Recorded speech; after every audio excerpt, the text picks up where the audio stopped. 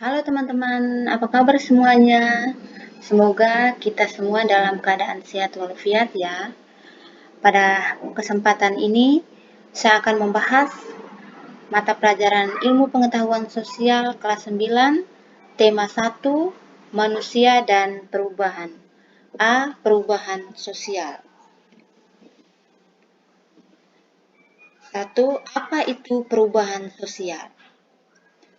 Perubahan sosial adalah perubahan yang terjadi pada berbagai aspek dalam kehidupan masyarakat, seperti kebiasaan sehari-hari, cara berinteraksi, pola pikir, dan lain sebagainya. Dalam perkembangannya, perubahan sosial kemudian diidentifikasi dari aspek-aspek sosial yang dapat diamati seperti perubahan dalam penampilan, pola perilaku, lembaga kemasyarakatan, lapisan masyarakat, nilai-nilai sosial, dan lain sebagainya. Menurut Selo Somarjan, seorang ilmuwan di bidang sosiologi, perubahan sosial adalah perubahan pada lembaga-lembaga kemasyarakatan di dalam suatu masyarakat yang memengaruhi sistem sosialnya, termasuk nilai-nilai, sikap, dan perilaku di antara kelompok-kelompok dalam masyarakat. 2. Bagaimana bentuk dan contoh perubahan sosial? Bentuk-bentuk perubahan sosial dapat dilihat dari kategori waktu, cakupan, perencanaan, dan arah perkembangannya. A. Perubahan berdasarkan waktu. Perubahan sosial berdasarkan waktunya dibagi ke dalam perubahan sosial yang berlangsung secara lambat atau evolusi dan perubahan sosial yang berlangsung secara cepat atau revolusi. Evolusi adalah perubahan yang terjadi secara perlahan dan dalam jangka waktu yang cukup lama, rentan waktu antara ratusan hingga ribuan tahun.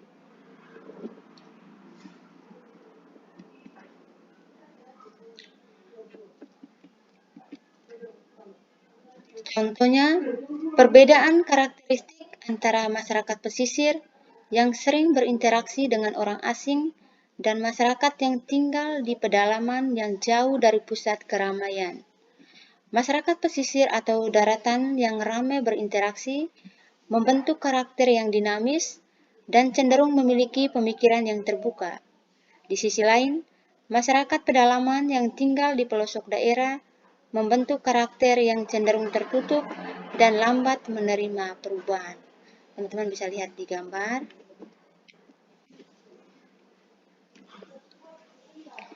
Sementara revolusi adalah perubahan secara mendadak atau dalam jangka waktu yang relatif cepat. Revolusi dalam kehidupan manusia dapat terjadi diawali dengan adanya perubahan di bidang-bidang tertentu, seperti di bidang teknologi, bidang ekonomi, bidang politik, dan bidang hukum. Bentuk revolusi dalam bidang kehidupan dapat dilihat pada sekitar abad ke-18 Masehi di Eropa, yaitu setelah ditemukannya mesin-mesin produksi yang memungkinkan dibuatnya sebuah barang secara massal, cepat, dan efisien. Peristiwa yang disebut sebagai revolusi industri.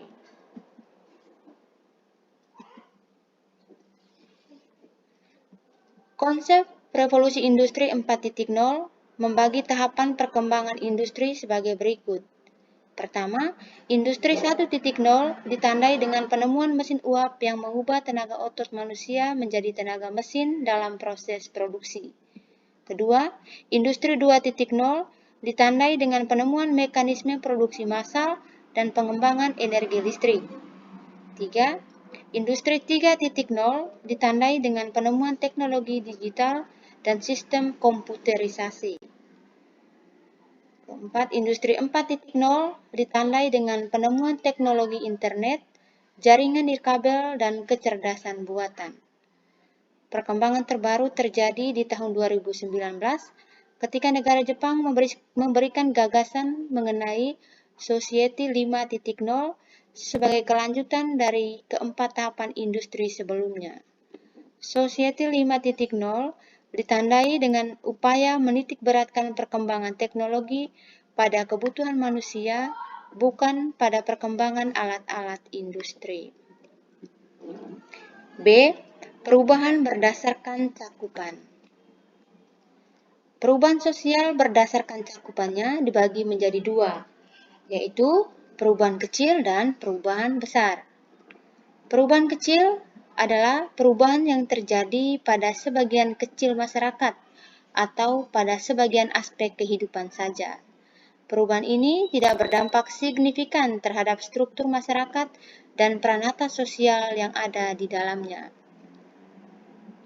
Contohnya seperti ketika sebuah pasar dibangun di suatu pemukiman yang sebelumnya tidak memiliki pasar. Contoh lain seperti perubahan model pakaian.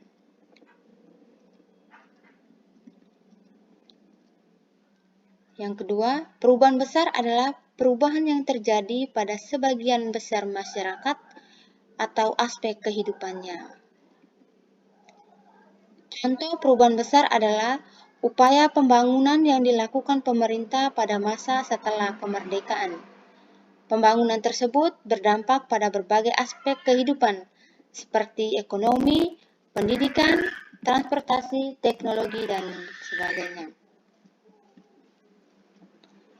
C. Perubahan berdasarkan perencanaan. Perubahan sosial berdasarkan perencanaannya dibagi menjadi dua, yaitu perubahan yang direncanakan dan perubahan yang tidak direncanakan. 1. Perubahan yang direncanakan. Perubahan yang direncanakan adalah perubahan yang terjadi atas kehendak dan perencanaan yang dilakukan oleh pihak tertentu. Pihak tersebut biasanya disebut sebagai agen perubahan atau the agent of change.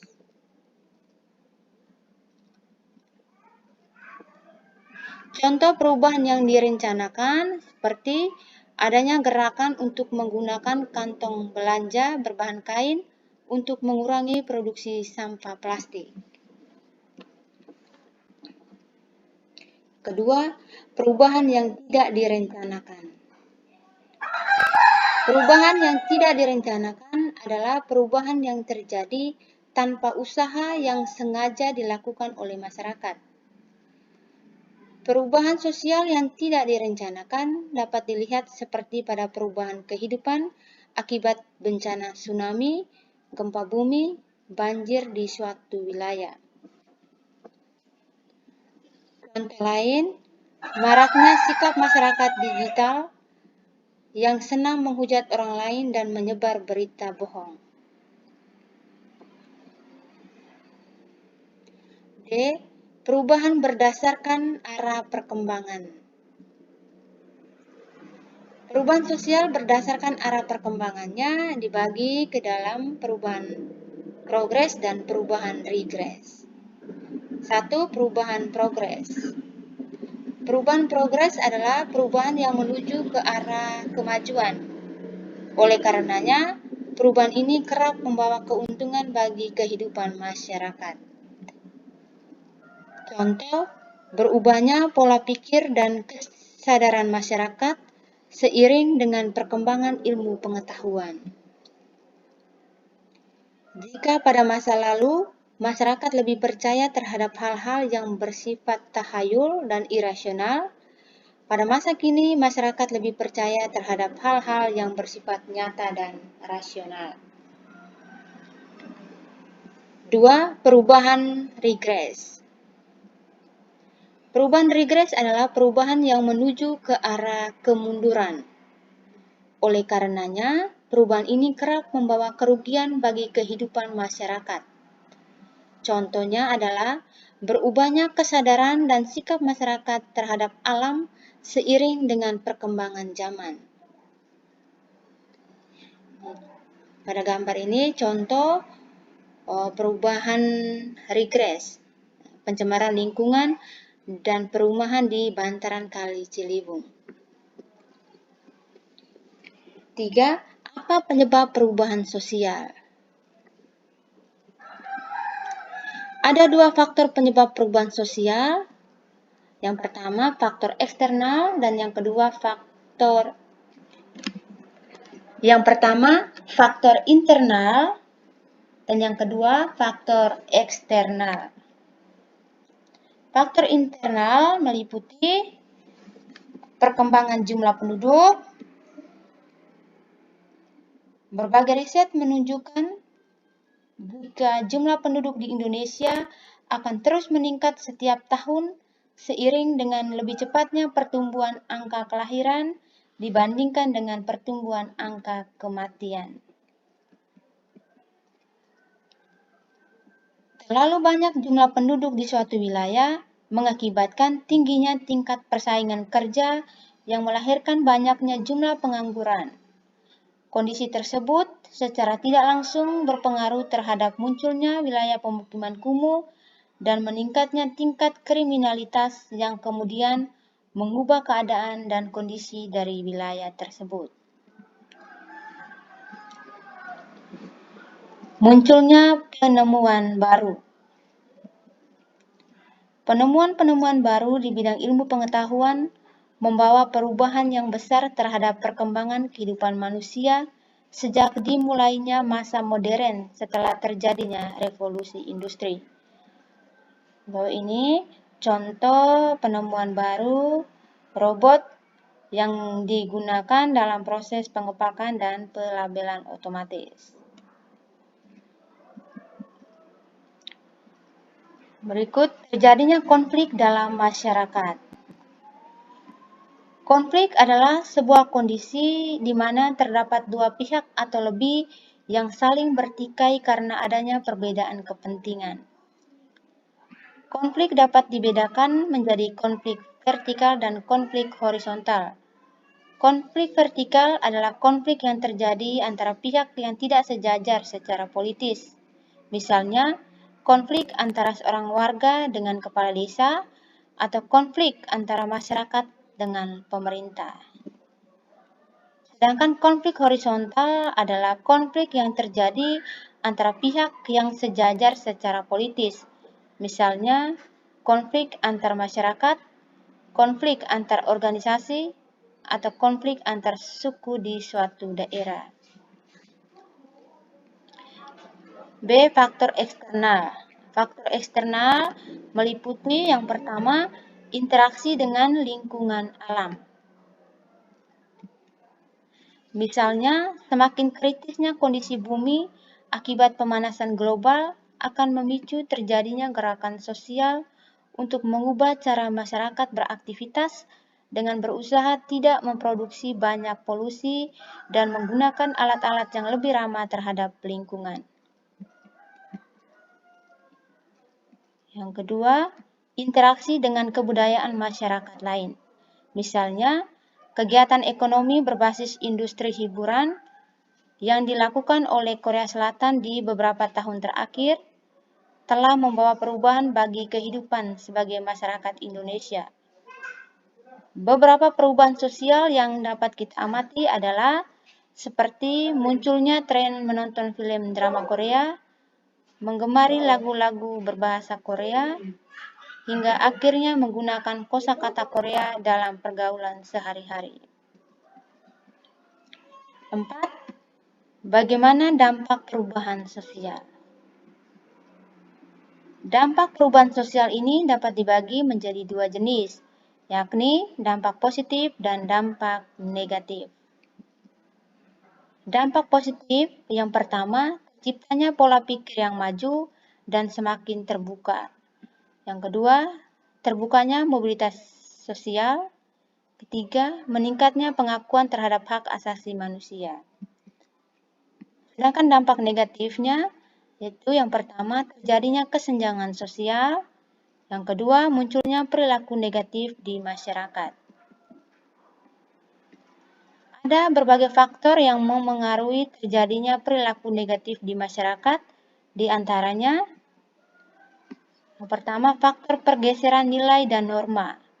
Misalnya, berubahnya sikap kebersamaan atau gotong royong menjadi sikap individualistik atau tidak mempedulikan orang lain.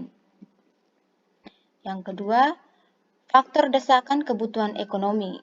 Contoh, terjadinya tindakan penipuan, pencurian, atau premanisme. Hal-hal tersebut biasanya dipicu karena tidak tersedianya sumber penghasilan yang merata, sehingga sebagian orang terpaksa memenuhi kebutuhan hidup dengan cara melanggar hukum. Sekian video kali ini. Terima kasih. Jangan lupa like, komen, dan subscribe.